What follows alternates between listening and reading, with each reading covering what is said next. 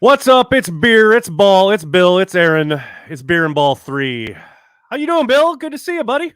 I'm doing great, Aaron. How you feeling, brother? You know, Finally I feel game week. great. It is game week. Oh, It is week 1. We have arrived. We are here.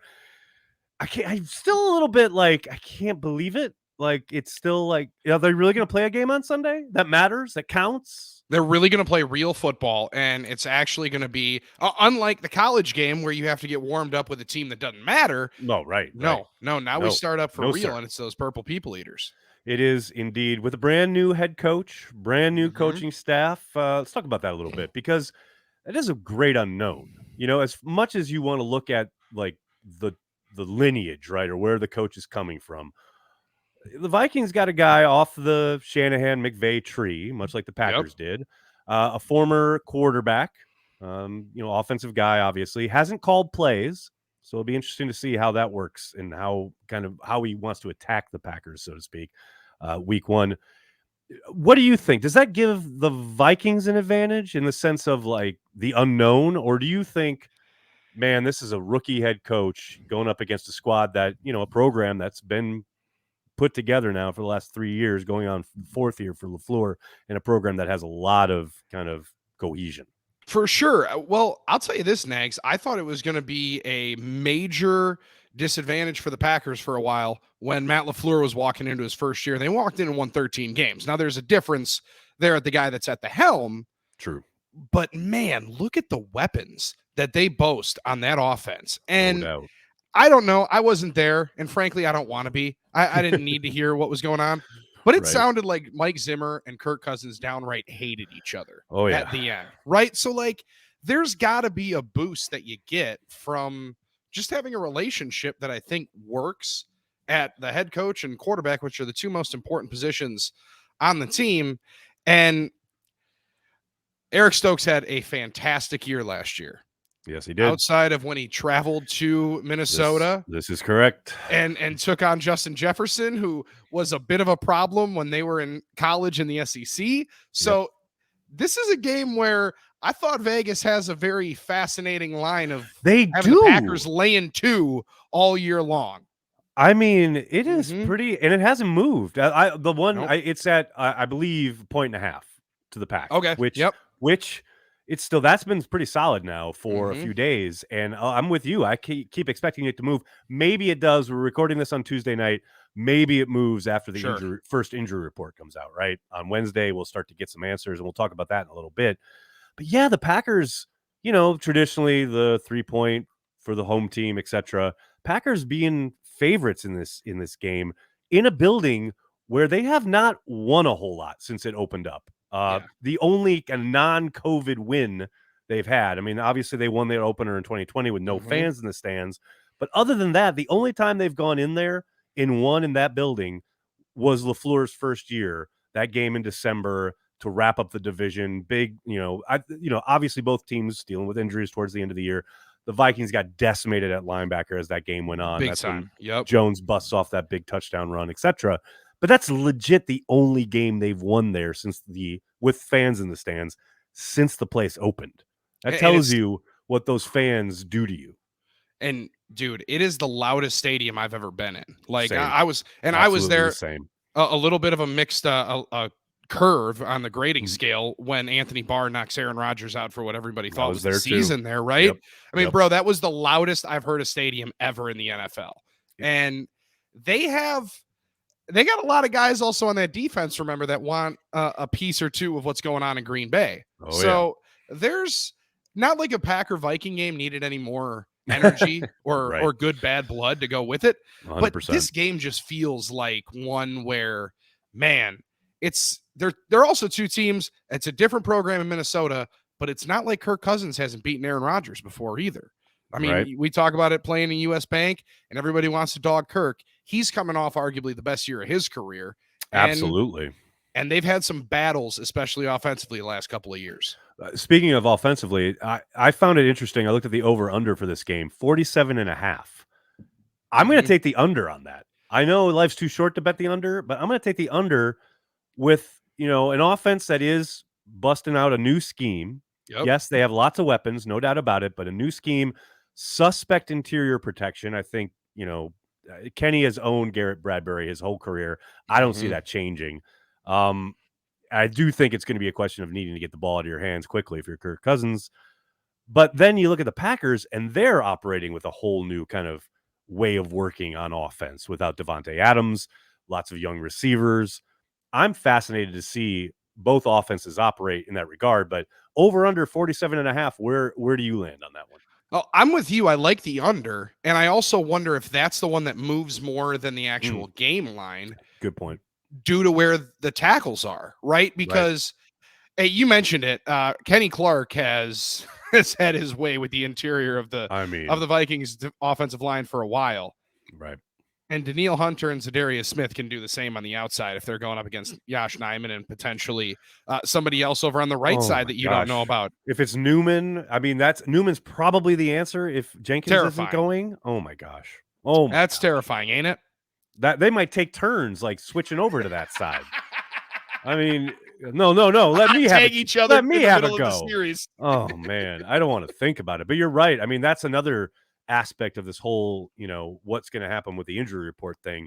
The way they've been pretty damn cagey about the tackles, it gets me nervous. Obviously, although Bakhtiari seems to be trending in the right direction, I don't think it's a given. About it too. I thought. I just don't think it's a given that he's out there. You know what I mean? I just. No matter what he says, no matter what LaFleur says, no matter what the injury report says, I'm not going to believe it until I see it. You know what I mean? Like, I'm not going to believe it until I see him take the field on Sunday.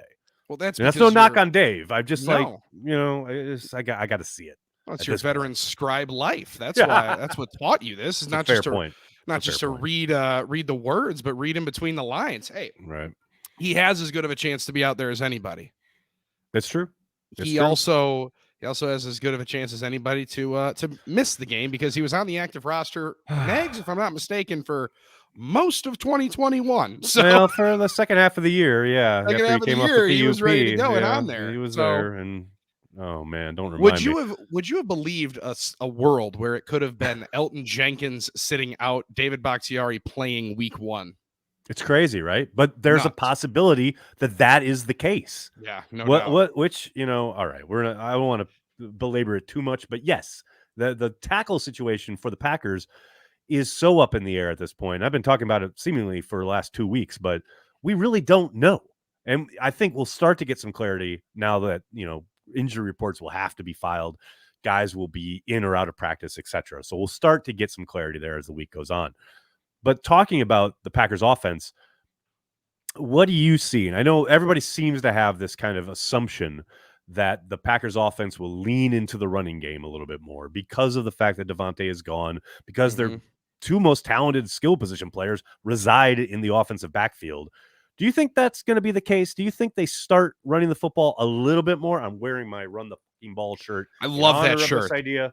I absolutely love it. I'll send you one. But do you think they lean into that a little bit more, or is that way too obvious, way too simple, and they go about it a different way?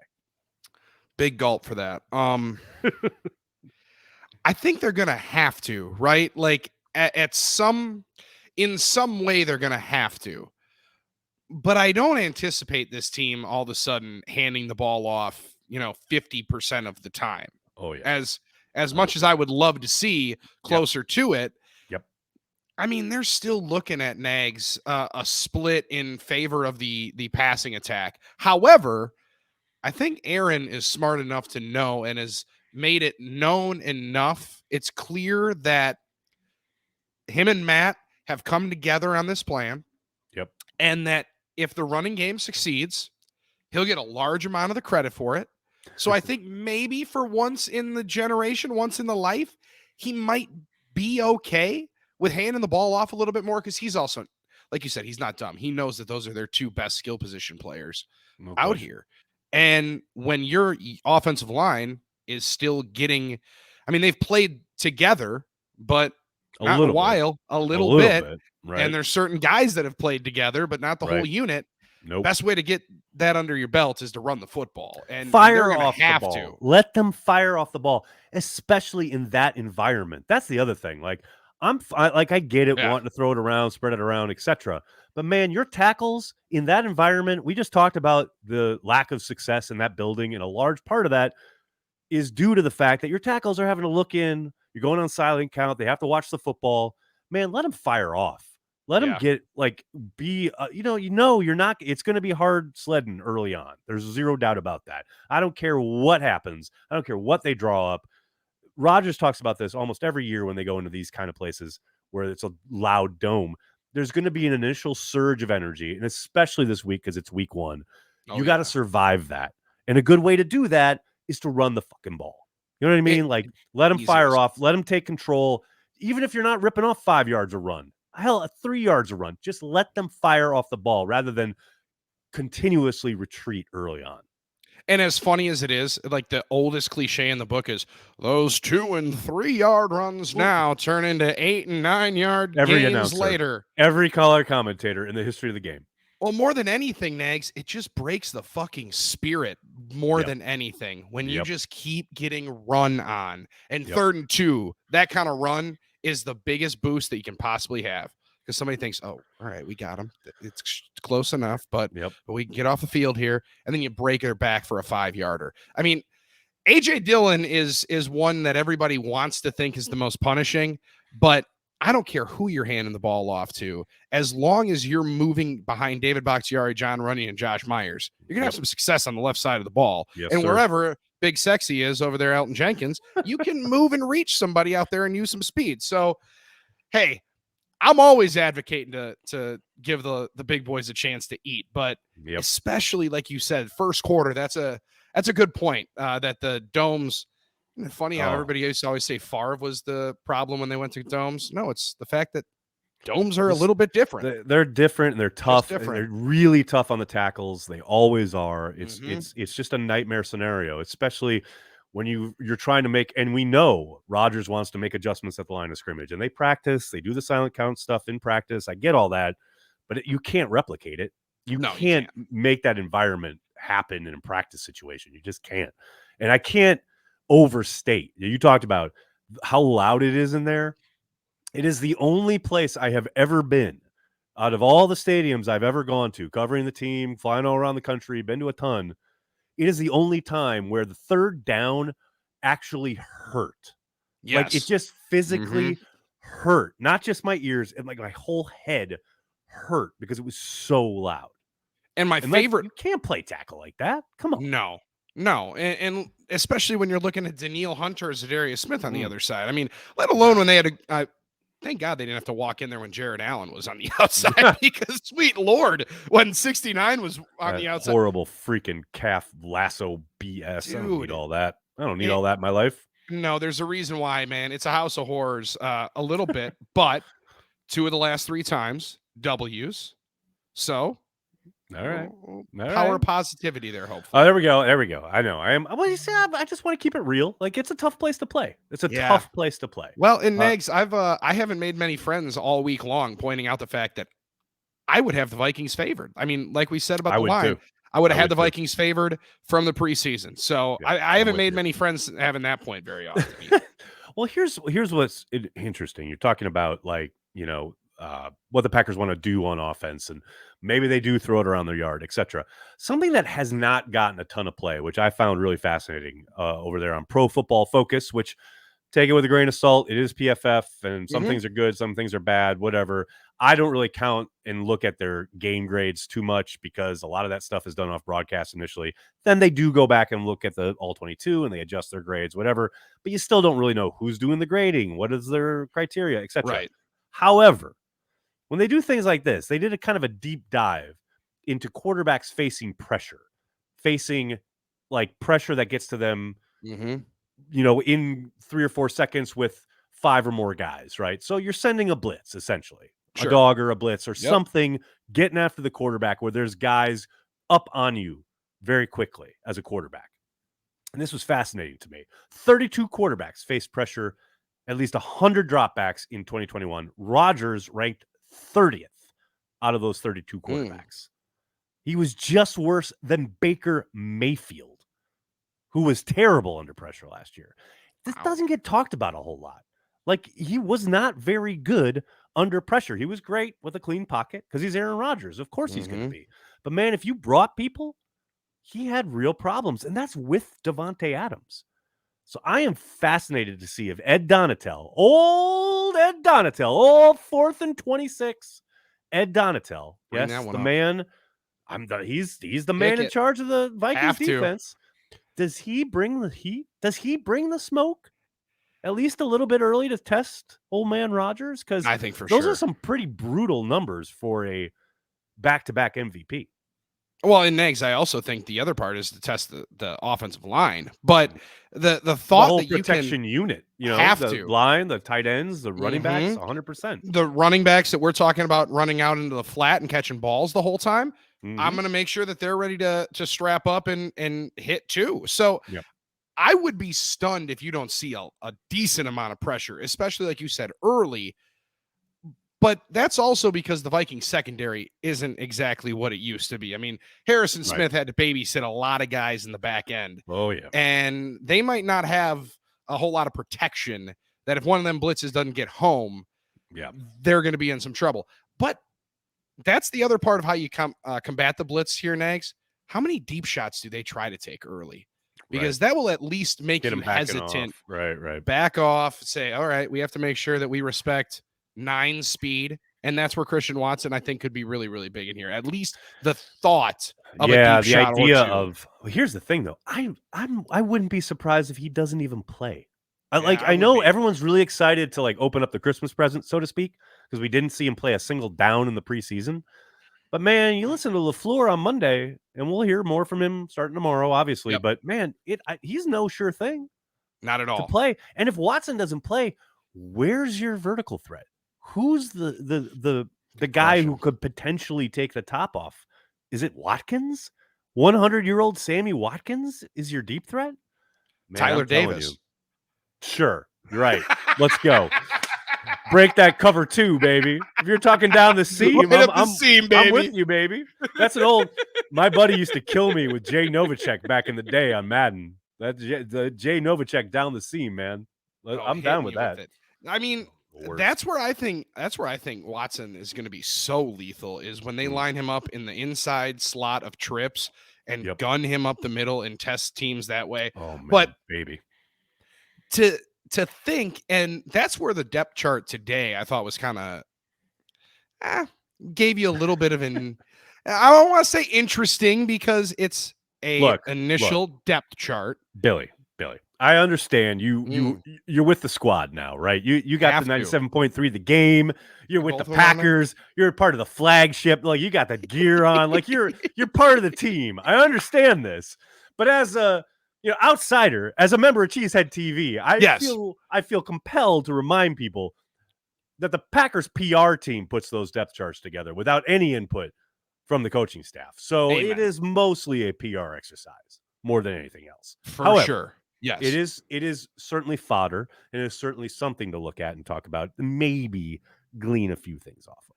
I think the biggest one is if what Matt said about Allen Lazard is accurate on Monday, or didn't say about Allen Lazard.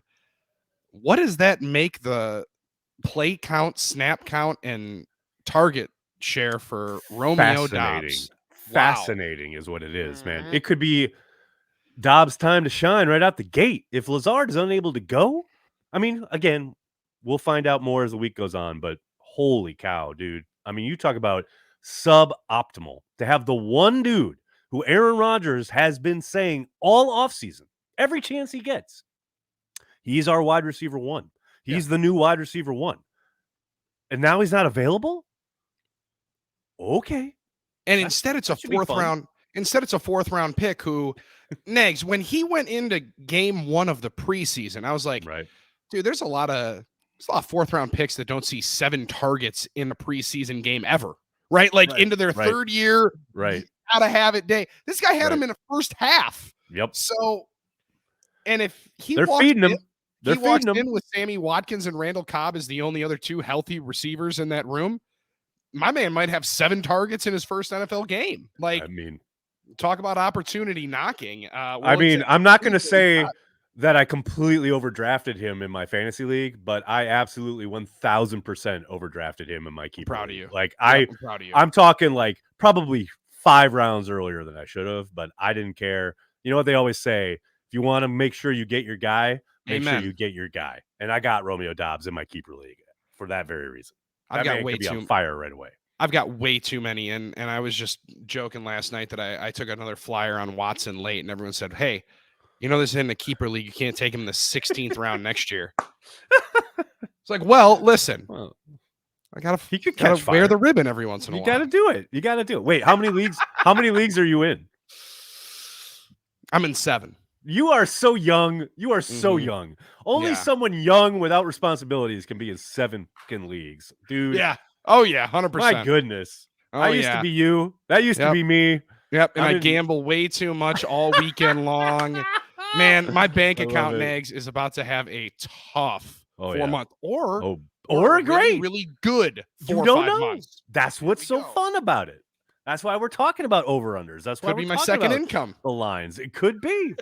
Could be a nice additional boost of disposable income for you. We'll see what happens there. I love it. I love it. Man, you know, I can't. I have one fantasy league. That's it. I can't. It's just too much rooting against. It's too much rooting against the Packers. Because if you're in a bunch of leagues, inevitably you're undoubtedly got a dude on your team 100% who is playing against the Packers that week. I can't have that.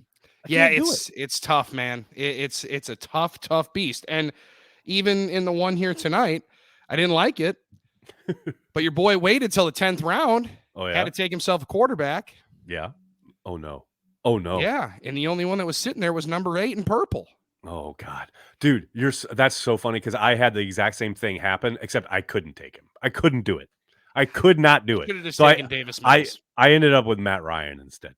Which, okay. All right. I like that idea. I'll take a flyer on Matt Ryan in Indy with Reich pulling the trigger. I'm down with that. Former I can live MVP. With that. I like that style. There you go, Max. I can't have it. This is the same league I've been in for 20 years plus. And when we founded it, the very first year we ever did it, we had rules where if you drafted a Vikings player, you had to take a shot. And if you drafted Kurt Warner, you had to take 2 shots. And this is true. After the draft, our first ever fantasy football draft, I think it was the year 2000 here in New York City, I had to crawl into a taxi on 8th Avenue. This is very true. God, that's awesome. I had to crawl in because I was so gone. And then afterwards, everyone was like, yeah, maybe next year, maybe the rules shouldn't be so brutal about drafting Vikings players. I was like, yeah, maybe not. Good but times. We're gonna keep them. Yeah, but because you know Those what, maybe. So then hopefully no one has me. So what did you have? End up with Moss and yeah, and I can't remember who else. But Yikes. I just remember we got all messed up. And Julie Andrews was there. This is a true story because this is what happens when you work in New York City. It's you. Well, because I worked for a theater and she was rehearsing in our theater space at one of the rehearsal rooms. And I saw her in the break room and I said, Miss Andrews, oh my gosh, I'm such a huge fan. Will you come take a picture with our fantasy football league? And she had no idea what I was talking about, but she was so lovely and said yes. And so she came. And I'm pretty sure we're the only fantasy football league ever in the history of fantasy football who has a picture with Julie Andrews at their draft. Yeah, I would definitely bet that you guys are the only group that has gotten her at your draft with a picture. And you remember the story. I mean, like you're at this point, you were not that far gone. You weren't forgetting that part of the story.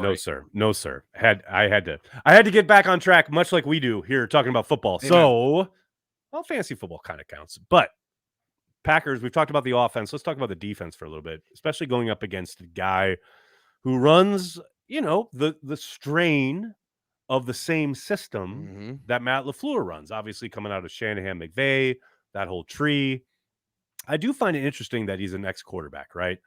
And that connection that you talked about in the sense of having a good relationship with your QB, putting him in a position to succeed, knowing as a former player, what you liked and what you thought was important. And there was a story I read where Mike Pettin has a pretty, close relationship with this guy because they were together in New York with the Jets. Okay. And when Pettin was in Cleveland, he gave him his break in coaching. He called him his second year because they had drafted Johnny Manziel, and Pettin had joked with O'Connell when he was with the Jets. He was like, I don't think you're crap as a quarterback, but you're going to make a great coach someday. and he backed himself up. And when he called him and gave him and offered him the quarterback coach job to tutor Manziel. That's crazy. And McCown. It's like, that's the NFL. And that's why I tell people all the time. It's like, it is such a relationship driven league. And that story is a perfect example of that. But to me, it's like, I look at this and I look at a guy, you're talking about Cousins and Zimmer, how much they hated each other, right? The toxic kind of environment that was in Minnesota. Now, new coach, probably a much better understanding of what a quarterback needs. Definitely a more modern offense. It looks. I mean, to me, if you're a defensive coordinator, if you're Joe Barry, you're like, what does Cousins do well? What has he done well traditionally? Because whatever it is, whatever you break down on film and see, because to your point, he's been pretty damn successful at times. Like, he has put up decent numbers, like really good numbers, and he's coming off a really productive year. Wherever his strengths are, that's what they're going to lean into. It's not like rocket science, but you got to think they're going to be doing it a hell of a lot more than they were doing it under Zimmer, when they was like, let's pound the rock and the passing game and blah, blah, blah. Totally. Whatever that is, Barry and company got to be ready for it. Yeah, they got to be ready to see a lot of what the Packers are running. I imagine even more and more of, right? Deep crossers. They're going to try to find ways to space out Thielen and Jefferson. KJ Osborne's a little bit different of a cat. I mean, he's a little bit more of a flyer. He's an underrated guy, though. I think underrated dude. He's got real speed. Yeah, and I think he's a better player than probably, than he's given credit for, because of the fact that he's in the shadow of those two other guys. 1,000%. And hey, man, this is also a team that, I guess, with a running back, when they want to run the football, can. Like, Dalvin Cook can run it as well as anybody. Scars that 4 touchdown day still exist as well. So I just think that there's also, Nags, and you know this, man, you've been around teams way too long and around this league for so long, that when that relationship at that position is not right, it seeps through the entire building. Not even just the locker room. The entire building is off. Look at Rodgers and McCarthy at the end. Yes. Look at Rodgers and McCarthy at the end. It's not the exact same thing, but the culture change, the way LaFleur felt like a breath of fresh air, could be very similar in Minnesota. Just the way people walk around the building, man. Like, you're always not walking on landmines. Yes, 100%. You're always nervous. You don't know exactly what you have. You know you have a guy, but you know that you might not have the other guy, and he might not think he's a guy. And when those two spots are not in line, nobody can do their job feeling very comfortable. So I think Kirk is also better than anybody's given him credit for, because he gets tagged as the salary cap's MVP, right? Players Union MVP, because of how much money he's made. Made a bunch of money. God bless him. First team all money team, right? Yep. Right behind Sam Bradford. But Sam Bradford, wow, what a pull. Oh, great cash, though. I mean, that guy, you want to talk about his bank account, Nags? Oh, Hall of Famer. Hall of Famer business of football. No doubt. So for Cousins has gotten overshadowed by that, but there's a reason why people were going to give him $30 million guaranteed out of a franchise tag. And as much as we like to make fun of the Vikings for it, they weren't the only team that was going to do it. So with these kind of weapons, as a football be productive. Fan, exactly. Yes, as a football fan, I want to see how much they can throw the ball around and see what they can put up. And I also want to be able to see the top 3 or the top cornerback duo or trio, I think, in the league, try to go and shut those guys down. Well, here's my question to you. And this is what I said, I think on our happy hour earlier this evening. If I'm Joe Barry, and Packers fans around the world should thank their lucky stars that I'm not, but if I'm Joe Barry, how I approach this, and I know everyone wants to see Jair Alexander mano a mano versus Justin Jefferson, right? That's the prize fight. We want to see it. We want to hype it up, etc. And I get it, and I'm down for it if that's the way he wants to go. But what I want to see, what I would do, is old school, what Belichick used to do when he had Revis. I would have Alexander take Thielen, follow him around the entire night, the entire afternoon, and put Stokes and or Douglas, probably Stokes, as he's run outside opposite Jair for most of camp, put Stokes and roll coverage every single play to Justin Jefferson. I mean, anytime it is second or third and more than 5, I roll coverage his way and double him as much as humanly possible. You're never going to stop him. But I absolutely give him that attention and say, okay, you want a one-on-one? You're not getting it with Jefferson. You are always going to have to look for Thielen or somebody else. Yeah, and dare him to throw against Jair. Good luck. That's a great pull, and leave it to Belichick to say, second best receiver is where maybe the best corner of the generation is going to go. The whole generation should go, but it was effective. It was effective as hell. And what they did was they just like eliminating one side of the defense. So like, yeah, you intrinsically like Jefferson's going to be the number 1 read in a lot of these plays. We'll take it, like just double him, blanket him, and it's a crazy idea. Just play 10 on 10 and allow yourself to have the extra there, and the ability for Douglas to match up on wherever else you have to go, and allow Savage to be the roll guy over the top, be a little bit more center field to it. That just seems more natural. But that's also assuming they try to take a bunch of deep shots early with Jefferson, and they're gonna force him to rock. I mean, no doubt about it. Come on, no doubt about it. They're gonna do it early and often. And if Eric Stokes is out there on the island with him, quote unquote island, because we're gonna roll the coverage over and let you see it later on, they're gonna be feeling themselves too. And it's also another feather in the cap too to Eric Stokes of saying, we saw it. Everybody saw what happened last year. Go out and beat him. Go rectify it this time. So I'm with you on that one. I loved it. Now, if Stokes could beat up receivers like Brandon Browner used to, that would be even better. I'd be down with that. I'd be down with that. Modern day Mel Blount. Although Browner is always in my doghouse forever and ever for that horrible fucking game, the last game, the Fail Mary game, where he legit like basically assaults Greg Jennings 20 yards down the field, totally away from the play, like total thug move. Like, Warren Sapp, Chad Clifton-esque. Yeah, no doubt about it. Yep. Esque. I mean, just a horrible, horrible play. Like, obviously, I don't want that, but I like some physicality. And to your point, a little redemption for Stokes would be nice. I'd be down for that. It would be good. Down for that narrative. No doubt about it. And it would shut up our boy Paul Allen. I mean, that guy coming on out here, he's going to cook them every like just like he did in SEC, just like he did at Georgia. All right, Paulie, watch this one. Right. Well, here's the thing too. It's like half of those completions last year were like in zone where he's caught in no man's land. Like they're obviously targeting him, knowing he's going to have to make a choice. And once he makes that choice, because the pass rush was just a half second late, Rashawn Gary didn't play in that game. You know, they could complete a pass wherever Stokes chose. Okay, I'm going to crash down on the low crosser. Well, here's the corner route above you, and I'm going to hit that. Like, so yes, kudos to the Vikings. They did their homework and they attacked the spot they should, etc. But this idea that Stokes was like one-on-one with Justin Jefferson that whole game is what Paul Allen tried to make it out to be, is absolutely farcical. No, but I don't expect categorically not true. And you mentioned it, Rashawn didn't play in that game. Right. I mean, 30-some minutes in, and we haven't said, like, if he gets to Cousins early as well, and hopefully late as well, too. I mean, we keep focusing on early, but all day, let's just get after it all day. All game.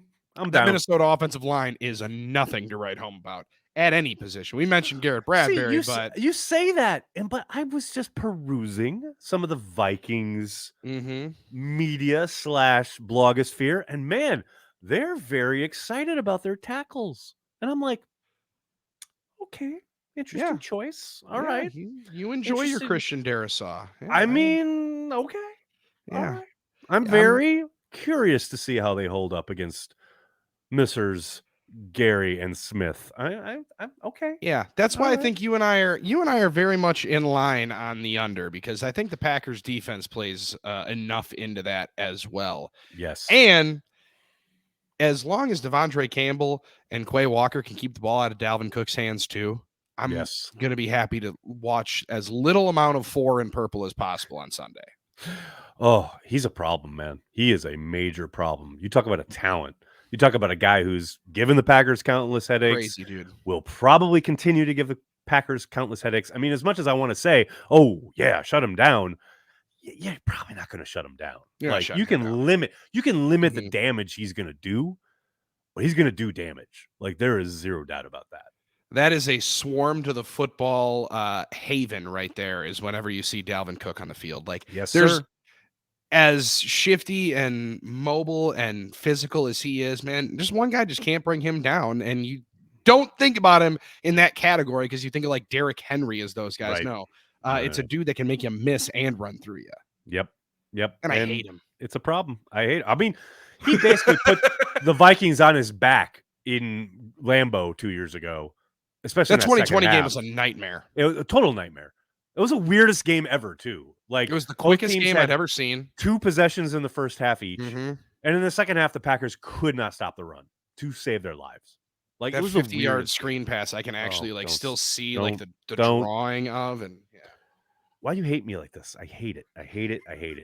I love you. Come on, man. All right. Nothing but love. All right. So brass tacks here. I mean, I don't need a score prediction. I don't need what's the prediction? Like, we all want the Packers to win. We know why we're here. But how do you see it playing out? How do you think the game plays out? I know it never plays out the way we think it will. It's week 1. Week 1 is always crazy. There's always stuff you don't expect and or just absolutely bonkers outcomes. But we're sitting here right now, Tuesday night. We finally get a football game that matters on Sunday. How do you see it happening? How do you see it going down? What's your prediction? Well, Nags, I think the Vikings start a little bit quicker because they have the one thing that people love is the unscouted look, right? Ooh. Nobody has seen anything of what the Vikings do offensively yet. Yep. That being said, I think it kind of plateaus in the second, third quarter, right? Slows down. That's where the running game, I think, on both sides kind of takes charge. Right. And as long as Alan Lazard or Robert Tonyan are out onto the field on Sunday, I feel good about the Packers being able to throw the ball up the seam against the Vikings. Like, I see ways I like it. that they can definitely run on them, and they're going to have to run. Yep. But I think that they can attack the middle of the field pretty well against these guys. Even with Harrison Smith in the back end, dude's an absolute stud. I mean, but he's a great player. There's a lot of holes up the middle of those defenses, and maybe I'm not noticing more and more because Zimmer's out and they're not going to play as much cover 2. Right, Donatel's big cover 4 guy. You can still find holes. Probably not as much like that double A gap mugging. Not are they coming? Are nope. they going? I've got to think a lot less of that with Zimmer out the building. So hopefully, I'm down with it. I took the 2 points a couple of days ago. Okay. And I do think the Vikings win in a lower scoring game. However, man, if the Packers do run the ball 30, 32 times in this game, that's Let's them winning the football game and realizing that they have control of it. Go. 24-20, 24-21 is going to be how they have to win games, I think, here early. You are speaking my language, and I very, very much agree. I'm fascinated to find out if Matt LaFleur and Aaron Rodgers agree with us because I don't know, man. I've got too much, banked reps, as they like to say, of watching a team in the Packers that should obviously go into an environment and against a team where they should run the fucking ball, button it up, fire off the ball, and they come out five wide and try and throw it around the yard. Now, hey, sometimes they're successful. I get it. But I think this is an environment and a team against which they should absolutely pound the rock. Yeah, no doubt about it. Which means they won't. Well, and just calm everything down in short. There's nothing wrong, Nags, with shortening this game. I totally agree. Rodgers said it on, maybe it was the Bussin' with the Boys thing that he was on, or with McAfee last week, whatever. One of the 5,000 podcasts he's been on other than Cheesehead TV. I was going to say, has he been on Cheesehead TV with you? Never once. Never once. Not once? No, sir. Never once. Sorry, although he did say, I asked the best questions, and I know you'll have a great question, yet he never comes on our podcast. Are they still gonna find a way to get your question in during the scrum? Oh, hell no. Because that was always my favorite part of the end of the press conference was one on Zoom. We go to Aaron Nagler. We had to have Aaron one on Nagler. Zoom, right? No, those are all done. Those are all 4 to 5 second pause, and then you just hear you just unmute the mic. Mm-hmm. So Aaron, no, that's all gone. It's all sucks. done. We're done. We're post-pandemic now. It's all good. I'm sure Aaron's very happy. Just tag it on a messenger. Just send it to Wes and make sure that he throws it on. Well, it's funny. I've done that. I've DM'd people in the room and said, "Could you ask this?" I have definitely done that. There is zero question. Good. See, because everybody works together on that. It's all about teamwork. Teamwork makes the dream work. It makes the dream work. It's the answers that everybody needs. Hey, let's just focus on this part of it. The answer that we need is David Bakhtiari and is Elton Jenkins going to play? That's it. Because if we're they not going to do, know that till Sunday. We're not. But if they do, I think the Packers win. If they don't, I think the Packers lose. Mm-hmm. I hate to say it, and I hate to say it, but it does come down to protecting the quarterback and being able to run the ball, and those guys are key. And I don't knocking Yash and anything about anything he did last year because they won a lot of games with him at left tackle. But in this environment against this team, man, you need your guys. You need your studs. I couldn't agree more. Couldn't agree more. And hey, our boy Zach Tom, could he be the one that bounces out there to right tackle? Tom Bombadil. We'll see. We'll see. I mean, enough out there, but they didn't do it though. They split him with Newman throughout camp, but then Newman was like almost exclusively with the ones for that last time. Always, yep. So I don't know. We'll see. Keep Jake Hansen off the field. That's all. That'd be. Oh my God! Don't start. Don't start. We don't want to put that. We don't want to put that out into the fucking universe, man. Come on, man. Come on. Don't do it. Don't do it. All right. That's been Beer and Ball for a third week in a row. They haven't shut us down yet. It's amazing. Billy, I can't thank you enough. Make sure you check Bill Schmidt out on the post-game show. Yes. What do you guys call it? What's the official Packers name? OT, baby. Packers OT on the Green Bay Packers Radio Network. The Green Bay Packers Radio Network. God, that never gets old. How cool. I was just going to say, how cool is that? It's awesome, dude. I'm telling you, man, I one quick story. I used to go to games with a bunch of my uncles and cousins, and we would all drive back and forth from and Milwaukee. You would listen to the post-game show. So I'm in the back of the car calling in, I think when I was like a 9-year-old. Yeah, and my uncle stands up and goes, "That guy sounds like Billy." Yeah, because he's three seats behind you, George. So, hey, man, to be able to do that and talk after the games and say, this is the Packers Radio Network, that's tingles, dude. Dude, that's awesome. I'm so happy for you. That's so dope. I appreciate it, man. So dope. And you'll know this as a guy that's been in those press boxes. To have the G on in the press box, that's a little bit cooler thing, too. That is amazing. That's amazing. And I love that you're stunting tonight.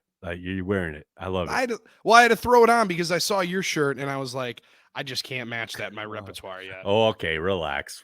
Like I said, I'm sending you one. Run the fucking ball. I love it. For Bill, I'm Aaron.